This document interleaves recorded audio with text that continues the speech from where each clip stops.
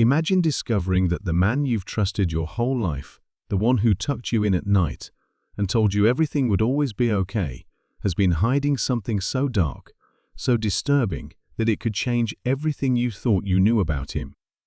That's exactly what happened to Jake, a 17-year-old high school senior who never had a reason to question his father.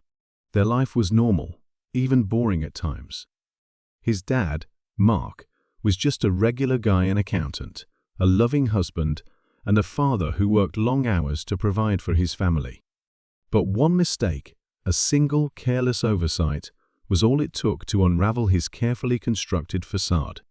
A hidden camera, one he himself had installed and forgotten about, would expose something Jake never could have imagined. It all started when Jake decided to reorganize the family's cluttered storage room in the basement. Buried under old Christmas decorations and dusty photo albums, he found a small, unmarked box. Inside was a sleek black security camera, one of those discreet, motion-activated models. He vaguely remembered his dad setting up a few of them around the house years ago for security reasons, but they had been taken down after a while. Curious, Jake plugged it into his laptop, thinking it might contain old footage of their dog or harmless family moments. But as soon as the video file loaded, his heart stopped.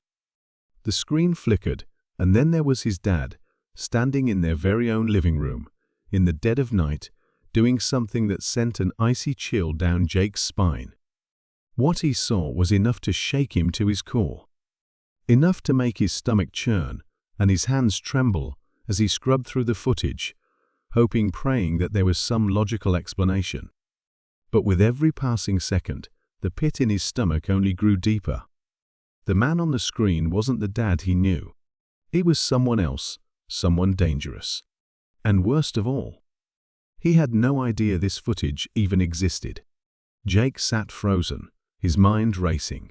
What was he supposed to do with this? Confront his dad? Show his mom? Go to the police? Each option felt heavier than the last.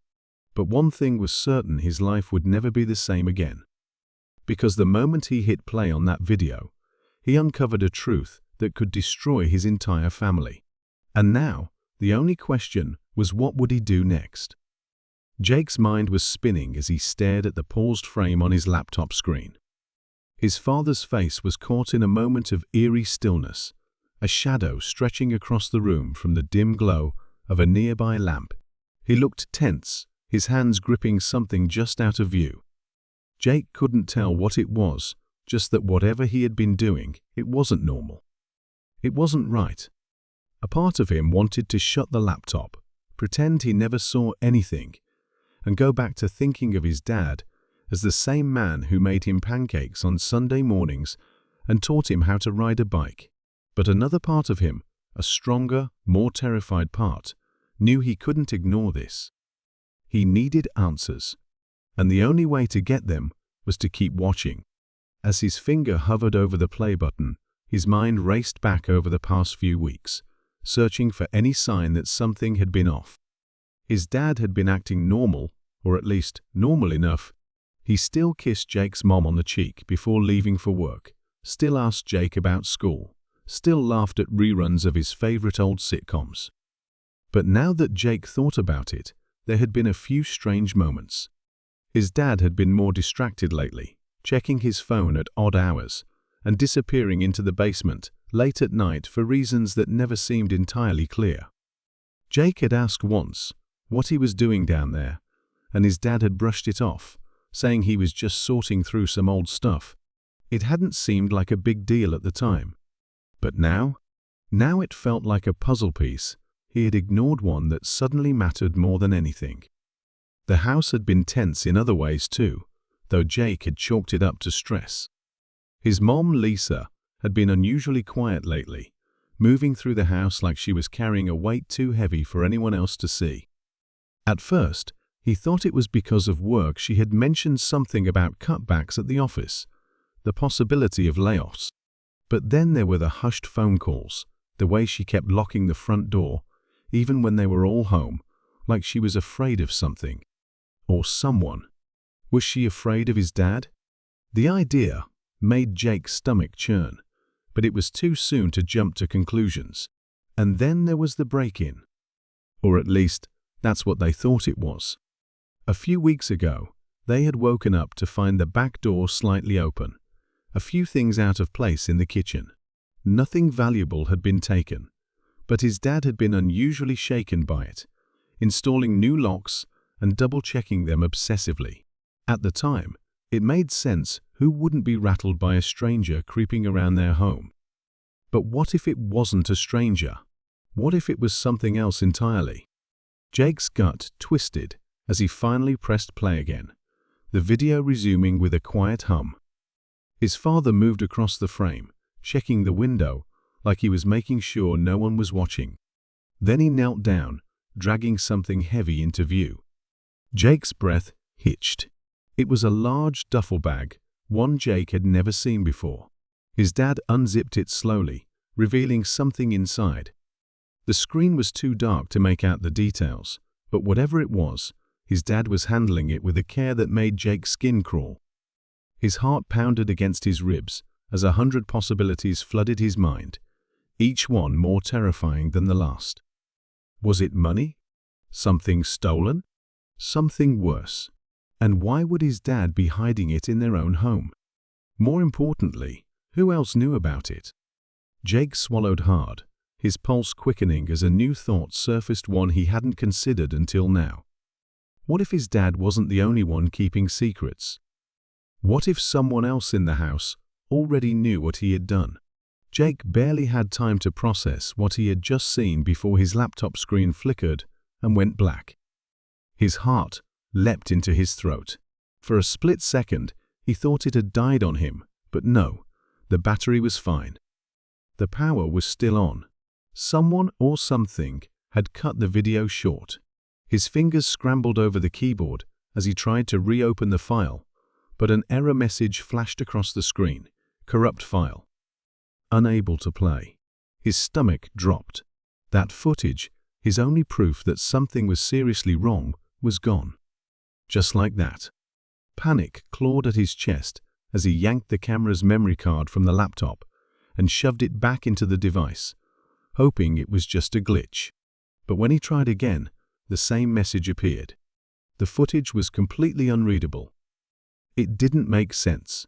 Files didn't just disappear like that unless someone had tampered with them. But how? And more importantly, who? A sudden noise outside his door made him snap the laptop shut. Footsteps. Slow, deliberate, stopping just outside his room. Jake held his breath, his mind racing. Was it his dad? Had he somehow found out? He stared at the doorknob, half expecting it to turn, but after a tense moment, the footsteps retreated down the hall. His muscles loosened slightly, but the fear still gripped him.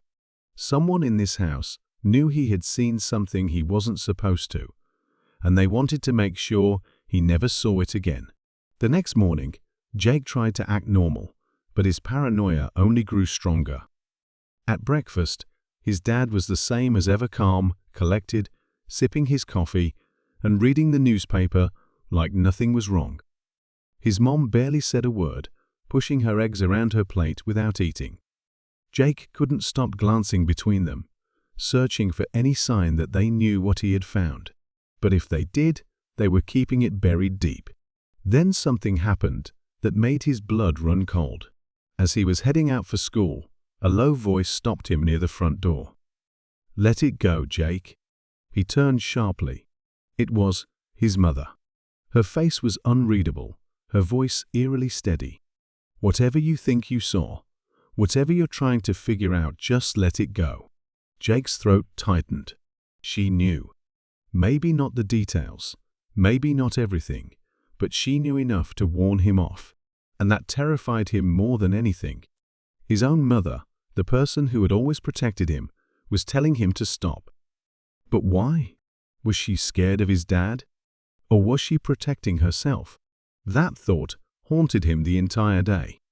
He couldn't focus at school, couldn't shake the feeling that he was being watched.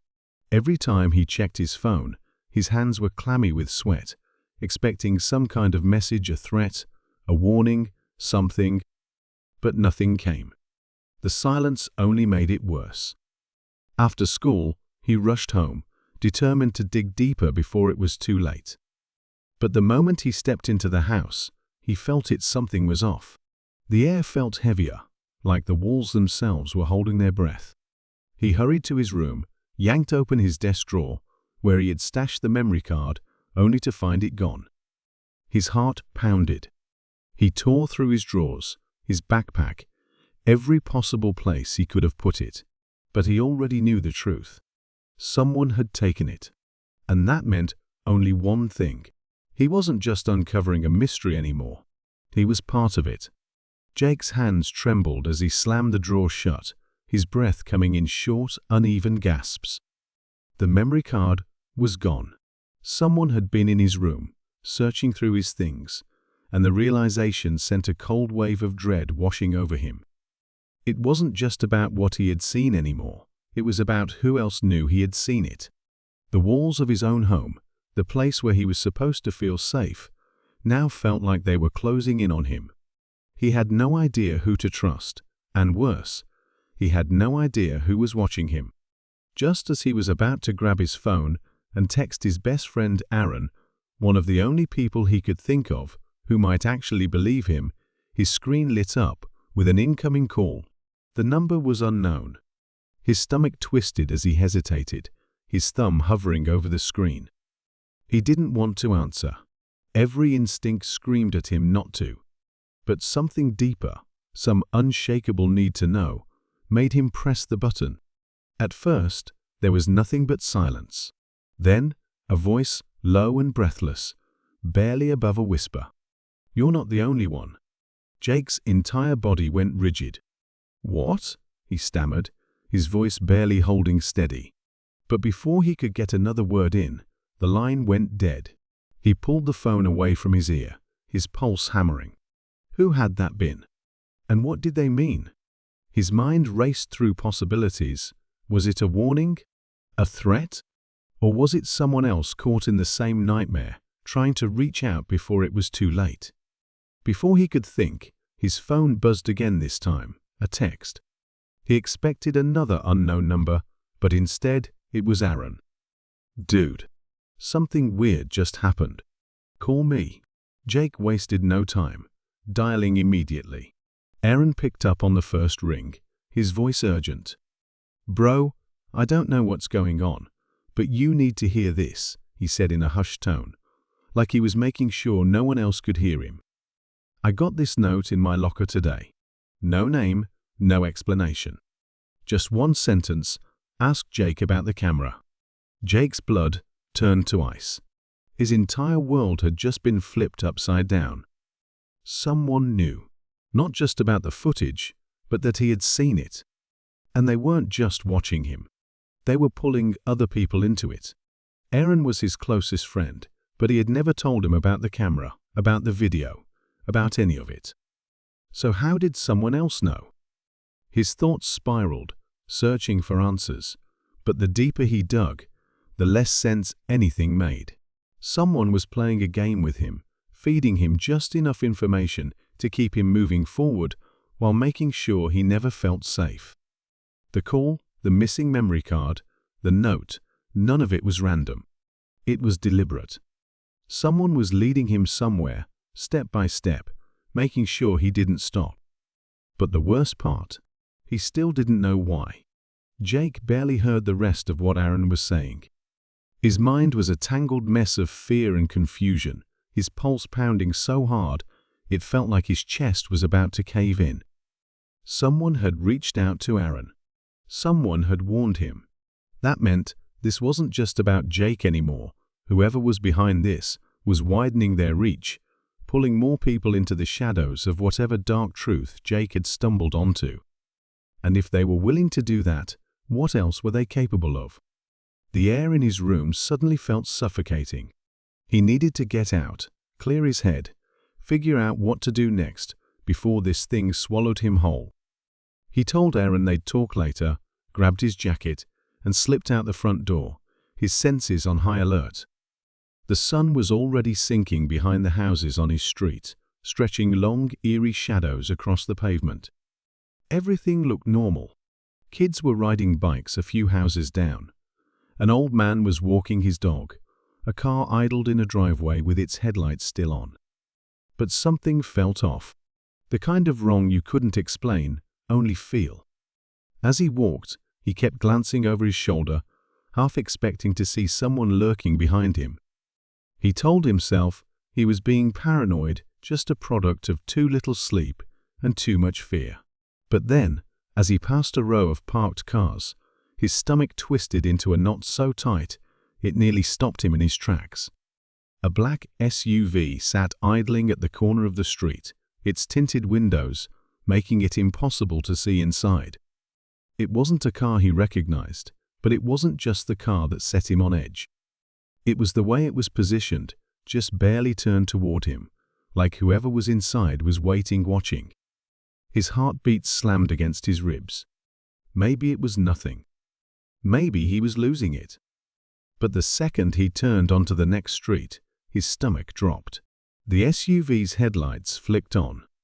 And then slowly, deliberately, it started rolling forward.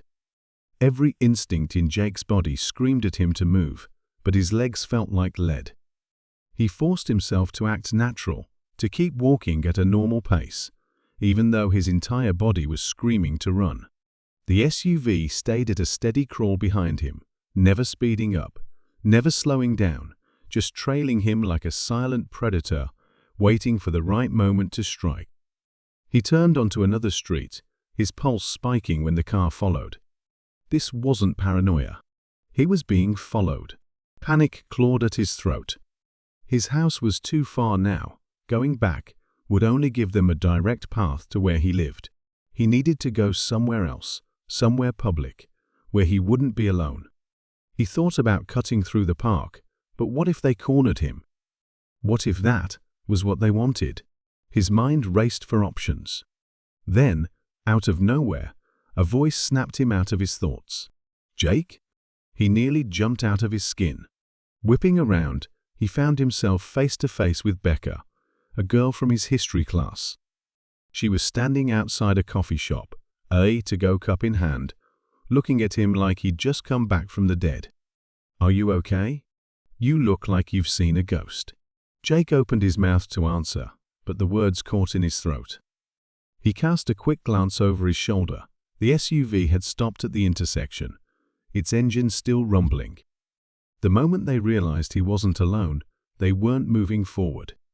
They were waiting. "Jake?" Becca's voice was softer now, concerned. "What's going on?" His mind scrambled for what to say. He barely knew Becca. She wasn't someone he ever really talked to outside of class. But right now, none of that mattered. What mattered was that, for the first time in the past 20 minutes, he wasn't alone. I think someone's following me," he admitted, his voice barely above a whisper. Becca's expression changed in an instant. She didn't laugh or roll her eyes like he was crazy. Instead, she glanced behind him, eyes narrowing slightly. "That's you, V." Jake's blood ran cold. "You see it too?" Becca nodded slowly. "Yeah. It's been parked outside the coffee shop for a while now. I thought it was just waiting for someone, but if it's following you," she exhaled sharply, shifting her weight like she was making a split-second decision. "Come inside." "Now?" Jake hesitated for half a second before following her through the coffee shop doors. The warm scent of roasted coffee beans hit him instantly, but it did nothing to ease the growing weight in his chest. Becca led him to a table near the window, her eyes darting back outside. Jake could barely think straight. The weight of everything crashing down on him made it impossible to separate fear from logic, paranoia from reality. He had been so focused on what he thought was happening, the missing footage, the notes, the threats, the SUV, following him, that it had never once occurred to him that he might have been looking at everything the wrong way. But then Becca said something that flipped his entire world upside down. "Jake, what if they're not trying to stop you?" He blinked at her, confused, his mind still caught up in the terrifying realization that he was being watched. What? She leaned in, keeping her voice low but urgent. You've been assuming this is all about shutting you up, right? But what if it's the opposite? What if someone wants you to find out the truth? Jake started to shake his head, ready to dismiss the idea, but then it hit him like a gut punch. The missing memory card, the anonymous caller, the note in Aaron's locker. None of it had actually been designed to silence him. If that were the case, someone would just destroy the footage completely. No, instead, he had been led from clue to clue, just close enough to the truth to keep him chasing it, but never quite enough to understand it. Someone had been pushing him in a direction from the very start. But why? His pulse pounded as he tried to piece it together. Then who's behind it? And what do they want me to find? Becca hesitated, chewing her bottom lip before pulling out her phone. I wasn't sure if I should say anything, but when you walked up looking like you just saw a ghost, I knew something was wrong. And now, after what you just told me, she scrolled for a few seconds, then turned the screen toward him. This showed up in my DMs last night. No name, no profile picture. Just this. Jake's stomach flipped as his eyes locked onto the message. It was a single sentence, chilling in its simplicity. Tell Jake to ask his mom about the fire. His hands clenched into fists before he even realized it. His mom. Again. First, she had warned him to stop, and now a faceless stranger was pointing him right back at her. But the fire? What fire? His mind raced through every memory he could dig up, but nothing made sense. There had never been a fire at their house. Never a family emergency. Never anything in his childhood that even remotely connected to something like this. And yet, as he stared at those words, something about them felt familiar. Like a splinter buried deep beneath the skin, too small to notice but impossible to ignore. Becca must have seen the shift in his expression because she pressed on. Jake, whatever this is, I think it's bigger than just a camera. And I think your mom knows more than she's letting on. Jake exhaled sharply, dragging his hands down his face. She's never gonna tell me anything. She already warned me to stop.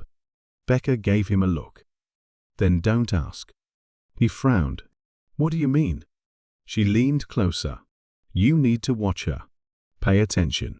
If she's hiding something, she's bound to slip up. And if she doesn't?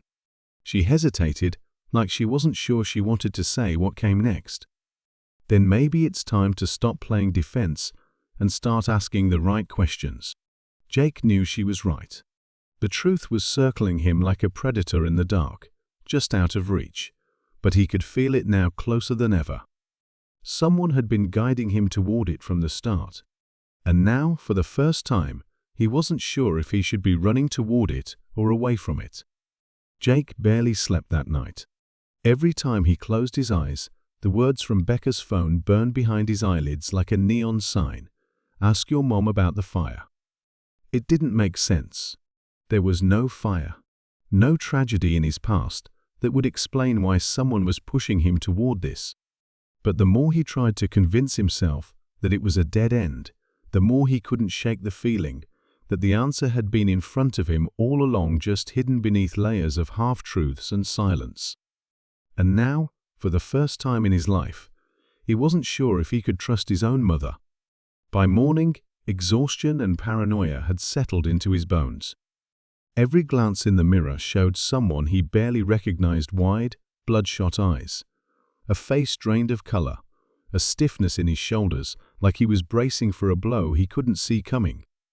But none of it compared to the cold grip in his chest when he stepped into the kitchen and saw her standing there, humming softly as she stirred cream into her coffee like it was just another day. Normal. Completely normal. But that was the problem. How could she be so at ease when Jake felt like his world was unraveling? He sat down across from her, gripping the edge of the table so tightly his knuckles ached. His heart pounded so loud he was sure she could hear it. He didn't even know how to bring it up. Hey Mom, Did you ever cover up a life-altering secret that's suddenly coming back to haunt us? Yeah, that would go over well. Instead, he forced himself to keep his voice steady, casual. Mom, can I ask you something? She glanced up at him with a small smile, the same one she had given him his whole life, the one that used to make him feel safe. But now it felt like a mask. Of course, sweetheart. What's on your mind? He hesitated, then forced himself to say it. Do you know anything about a fire? The change was instant, subtle but undeniable. Her fingers went rigid around the handle of her mug. Her smile froze just for a second. Not long enough for most people to notice, but Jake had been watching closely. Fire? She repeated, too careful, like she was choosing her words. What do you mean? Jake swallowed hard. I don't know. That's the problem. He exhaled. Someone told me to ask you about it. Silence, thick and suffocating. His mother's eyes searched his face, and for a split second, Jake swore he saw something in them: fear? Guilt? Whatever it was, she buried it fast. Jake, she said softly, setting her mug down. Who told you that? His stomach twisted. He wanted to tell her everything, to lay it all out: the missing memory card, the car that followed him, the note in Aaron's locker, Becca's anonymous message. But something in her tone made him stop. This wasn't the response of someone who had no idea what he was talking about. This was someone who was trying to control the damage before it got worse. She reached for his hand across the table. Honey, you need to let this go. There it was again. The same warning she had given him before. The same desperate, pleading tone. Let it go. Jake sat frozen at the kitchen table long after his mother walked away, his mind unraveling everything he thought he knew. The way she had spoken, calm, resigned, certain it wasn't just fear. It was knowledge. She wasn't guessing that someone was watching him. She knew exactly who they were. And she had accepted it, lived with it, hidden from it. And now she was trying to make him do the same. But Jake couldn't. Not after everything. Not after the anonymous warnings, the missing footage, the people who had started acting strange the second he got too close. It wasn't just paranoia anymore. This was real. And if his mother wouldn't tell him the truth, then he'd have to find it himself. He grabbed his phone and texted Becca. Jake, we need to talk. Hi there. Welcome to Jenny. The simple mode is perfect for creating single-speaker short voiceovers. Simply pick your preferred speaker, type or copy and paste your script. Then click the Generate button to generate your voiceover in seconds. You will see the voiceover output on the right for you to freely share or download. For more advanced capabilities, video editing, or longer multi-speaker voiceover production, please check out the advanced mode instead. Your creative journey now awaits. Get started now. Jake's breath caught in his throat. No, that wasn't possible. He hadn't been in the fire. His father had. His father had died in a car accident. That was what his mother had always told him. That was what he had always believed. But then, like a switch flipping in his mind, something cracked open. A memory, hazy, fragmented, buried deep beneath years of silence, rose to the surface. Smoke, heat pressing against his skin, hands grabbing him, pulling him through the darkness. And then his mother's voice. Desperate, pleading. They can't know he survived. His legs nearly gave out. The man saw it. He nodded, like he had been waiting for this moment. It wasn't an accident, Jake. That fire was a cleansing. A way to erase everything your father was involved in. His voice lowered, like he was letting Jake in on a terrible secret. But you weren't supposed to make it out. Jake's hands shook. Why? He rasped, barely able to force the word out. The man's expression darkened. Because you were his insurance policy. The world spun. His father. The fire. The warnings. It wasn't just about some hidden crime. It was bigger than that. The gunshot shattered the night. Jake barely had time to react before everything erupted into chaos. His mother stood firm, her face pale but unwavering, the smoking gun still clutched in her trembling hands.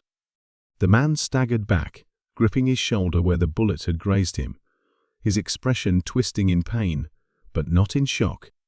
It was as if he had expected this. As if he had been waiting for the moment she finally snapped. Becca yanked Jake backward, her breath coming in ragged gasps. "We have to go," she hissed, but Jake couldn't move. He was frozen between the two of them, between the lies and the truth, between his past and his future. His mother's eyes locked onto his, pleading, desperate. "Jake," she whispered, "you don't understand." But he did. In that moment, as everything slowed around him, he saw it all. The fire, the erasure of records. The way his mother had known to warn him, the way she had always kept him from asking too many questions. She hadn't just been protecting him from the truth, she had been protecting herself from him finding out. The realization hit like a punch to the gut. "It was you," he breathed. "It was never about Dad. It was about you." His mother flinched, as if he had struck her. The silence between them was deafening. The man, still clutching his wounded shoulder, exhaled through gritted teeth. "I told you," he muttered. "You were looking in the wrong direction." Jake's stomach twisted violently. The truth had been in front of him all along, lurking beneath the surface of every warning, every half-truth, every fearful glance. His father had been involved in something dangerous, but his mother, she had been the one who had made the ultimate choice. She had been the one who ensured that he survived, while others didn't. She had been the one pulling the strings in the aftermath, erasing, rewriting, making sure no one would ever come looking. And now they had. His voice wavered. "What did you do?" Tears welled in her eyes. "Everything I had to." A cold shudder ran through him. The woman who had raised him, loved him, protected him, she had done this. He wanted to scream, to demand answers, but suddenly, none of it mattered. None of the explanations, none of the reasoning, none of the justifications would ever change the fact that everything he thought he knew was a lie. Red and blue lights flashed in the distance, sirens wailing as they tore through the empty streets. Someone had called the police. Maybe Becca. Maybe the man. Maybe someone who had been watching them this entire time. But it didn't matter. The end had already arrived. His mother turned toward the approaching sirens, her lips parting, as if she was about to say something, one last plea, one final confession. But before she could, the man stepped between them. "This is over," he said quietly. "For both of you." His mother's face hardened. She nodded once. Then, to Jake's utter horror, she slowly raised the gun and turned it on herself. Enowa. The sirens roared closer. The police would be here in seconds. The moment shattered.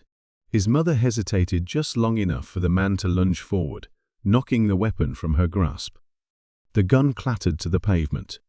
Jake gasped, barely processing what had just happened.